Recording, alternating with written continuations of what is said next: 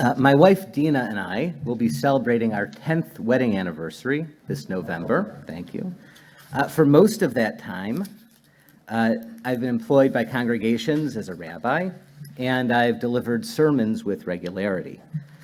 Never, though, has Dina so much as suggested a topic for me until now. Since the Me Too movement began a little over 2 years ago, we've had many conversations about what it means to be a Jew and a feminist in the 21st century. We've wondered together how we can raise a daughter who is empowered. And as importantly, we've had conversations about how we can raise our son to understand the importance of boundaries, respect, and consent. We've discussed how Jewish leaders, especially men, can have an impact on the culture writ large. How can we take a system built on patriarchy and move it forward? Largely, though, we've had these conversations with colleagues and with friends and in the privacy of our home. Dina asked me if I would share my thoughts with all of you today, and she's in the conference room with Miri right now, actually. I'm fortunate that I inherited the leadership not just of an egalitarian congregation, but a feminist congregation. For our community, the important and unshakable truth is that we deeply value equality for all genders.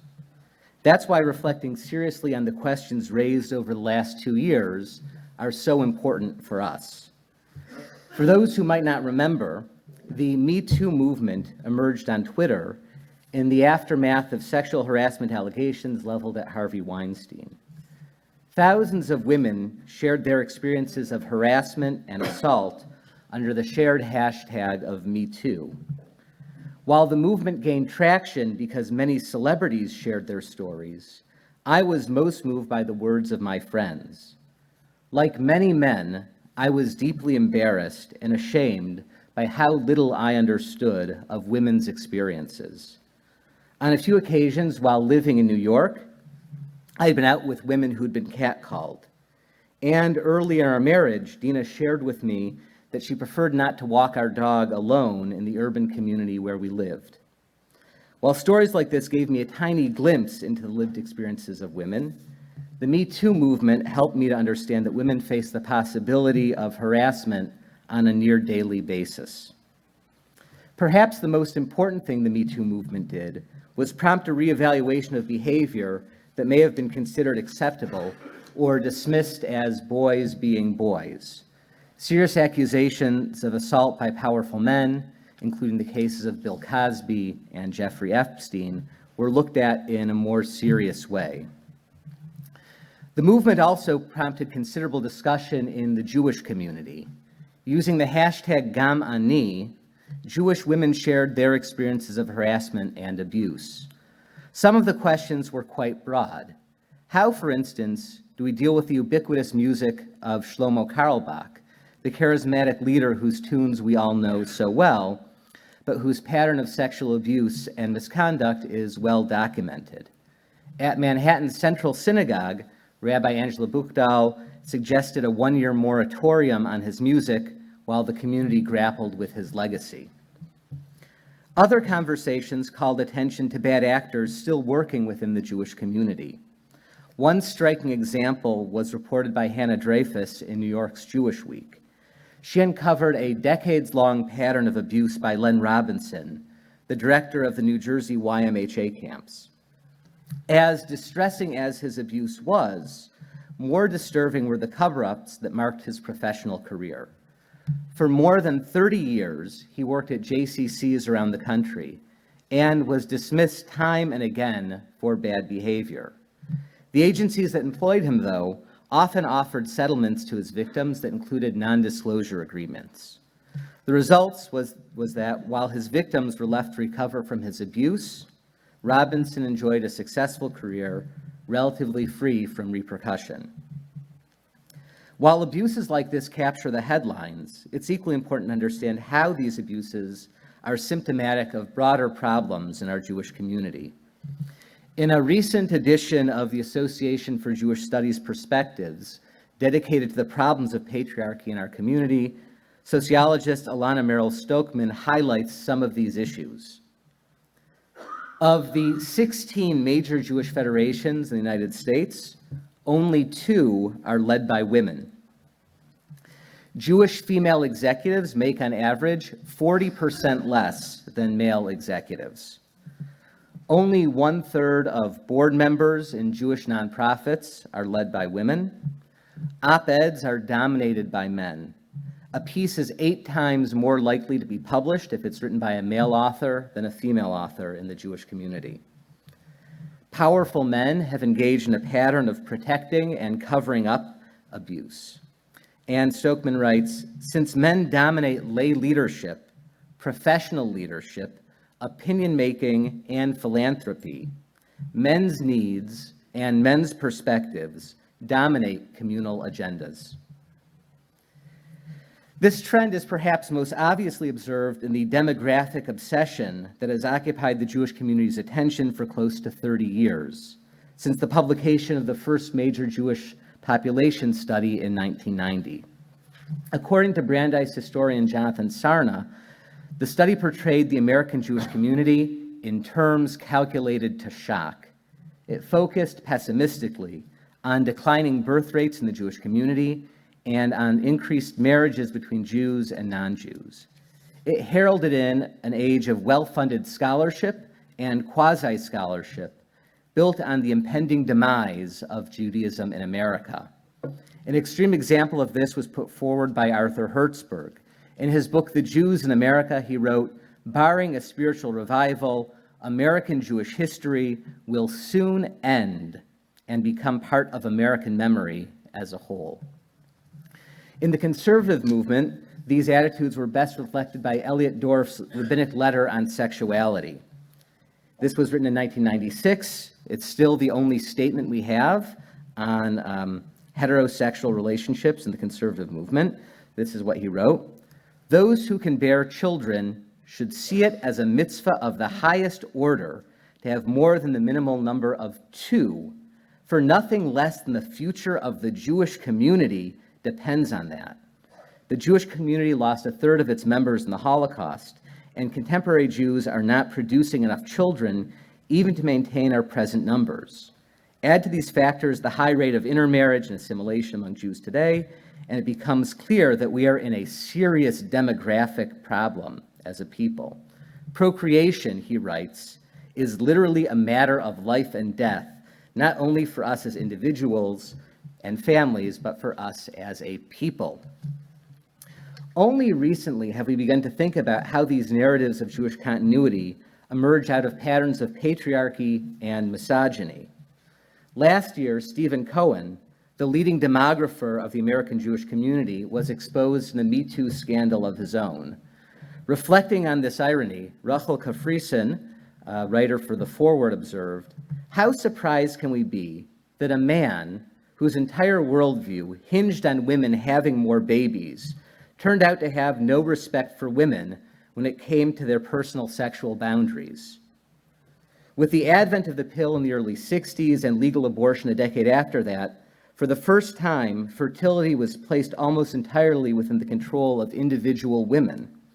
Birth rates consequently fell sharply, and especially among non-Haredi Jewish women, making marriage and fertility a subject of greatest communal interest and giving it the quasi-scientific cover of academic inquiry legitimizes the erosion of Jewish women's control over their fertility and thus their independence in the service of the greater cause of continuity. Indeed, Cohen's continuity, she writes, looks a lot like the old-fashioned anti-feminist misogynist backlash. As Kate Mann has written on The Logic of Misogyny, patriarchs depend on loving mothers, good wives, cool girlfriends, and loyal secretaries. To a certain extent, the problems we face in the Jewish community are the product of a broader culture steeped in sexism. There are some issues, though, that complicate gender trouble in the Jewish community. We should begin by re-exploring our relationship to the Bible. Even if not all Jews subscribe to the divine authorship of the Hebrew Scriptures, religious Jews of all denominations place the Bible at the center of our faith. Our scriptures, by and large, tell the story of men. Women's voices, women's ideas are left by the margins. How did Sarah, Rebecca, Rachel, and Leah feel about the events they witness, about the struggles of faith that marked their families' generations? We don't know. They barely speak. When women's stories are told in the Bible, they frequently cast women in a negative light, establishing sexist paradigms that continue to be buttressed in today's world. This, in fact, is how the Torah begins. We learn that it's not Adam's fault that he ate from the tree of knowledge. What could he do? He was seduced by Eve in word and in deed. This story sets the stage for what is to come. Time and again, the Torah shares stories of the sexual exploitation of women. Both Abraham and Isaac objectify their wives in problematic ways, offering them as concubines to foreign dignitaries. Of all who witnessed the destruction in Sodom, it's only Lot's wife who's portrayed as callous enough to look back and is turned into a pillar of salt. Often, women are portrayed as victims of sexual violence. Vashti, the rare example of resistance, is put to death for denying Achashverosh. The relationships between women in the Bible are not much better. Instead of portraying women as supporting each other, the Bible frequently presents them as rivals, either in fertility or in pursuit of a man's favor. The troubling story we read yesterday of Hagar and Sarah is exemplary. In my experience, the empathy that mothers have for each other and each other's children runs deep. The mothers I know would never cast a child out, even if it wasn't theirs, even if they didn't love the other mother. While there are redemptive stories about women in the Bible, Ruth, Esther, Deborah, and Miriam come to mind, their tales are the exception that proves the rule.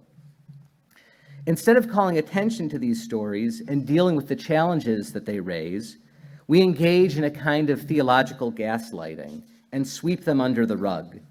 But ignoring the Bible's violent attitudes towards women creates an environment where silencing women's voices and turning aside from their pain becomes normative. Reflecting on the advances women have made in leading congregations, Jewish scholar Judith Plaskow reflects, the process of living within questions like these, for a while, gradually made clear to me the problem of equal rights are only symptoms of broader patriarchal worldviews. When a woman stands in the pulpit and reads from the Torah that daughters can be sold as slaves, as the Torah states in Exodus, she participates in a profound contradiction between the message of her presence and the content of what she learns and teaches. It's this contradiction that feminists must address, not simply by adding women to a tradition that remains basically unaltered, but by transforming that tradition so that women, as well as men, have a role in shaping it. Susanna Heschel and Sarah Imhoff offer some suggestions of what we can do to start righting the ship. So we need to, as a community, practice inclusion. We should strive to create gender equality. When we're creating committees, when we're recruiting volunteers for the board, when we're hiring clergy and professional staff, or seeking out guest speakers and performers, we should strive for a balanced representation of genders. We should strive to include LGBTQ Jews and their viewpoints, as well as gender nonconforming people, in the conversations that guide our community. An important part of this approach is to seek out diverse perspectives in our own media consumption. We should read feminist theory and make a conscious effort to bring women's voices to the table. We should not shy away from difficult conversations about gender. And finally, those of us who are not women should be good allies. We should support women when they raise up difficult and troubling truths, and we should take quick action to restore justice. We can no longer afford to sweep things under the rug.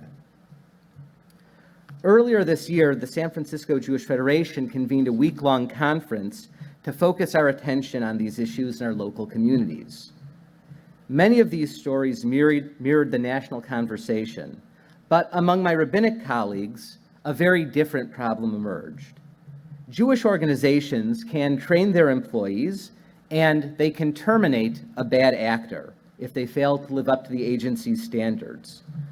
But what are synagogues to do when a congregant offers an unwanted kiss at Kiddush, or comments inappropriately on a female clergy member's attire or physical appearance, or uses bullying language to a member of the synagogue staff? It's not so easy to fire a congregant. This is a time of year for reflecting on our actions. While most of us probably feel as though we've not engaged in overt acts of sexism, that's the tricky thing about the way our society is structured. Patriarchy and sexism are so prevalent that we can be oblivious to their presence. We're like a person living by a waterfall who is unaware of the sound. How else do we account for so many abuses that lasted over so many decades? Teshuvah does not just mean turning, it means turning towards ourselves. This year, we must ask ourselves how we have unwittingly contributed to structures that harm others.